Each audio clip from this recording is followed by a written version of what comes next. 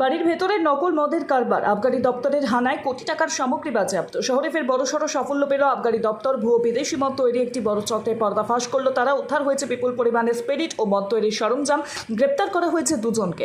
জানা গিয়েছে বৃহস্পতিবার গভীর রাতে গোপন সূত্রে খবর পেয়ে রেগুলেটেড মার্কেট সংলগ্ন একটি বাড়ির অভিযান চালায় আবগারি দপ্তরের আধিকারিকরা। সেখানে তল্লাশি চালিয়ে উদ্ধার হয় প্রায় 40 থেকে 50 লিটার স্পিরিট ও জাল মদ তৈরির বিভিন্ন সরঞ্জাম। ঘটনাস্থল থেকে গ্রেপ্তার করা হয় মিন্টু মাহাতো এবং টুনটুন কুমারকে। মিন্টু শিলিগুড়ির বাসিন্দা হলেও টুনটুনের বাড়ি বিহারে। ধৃতদের জিজ্ঞাসাবাদে উঠে আসে আরও বড় তথ্য।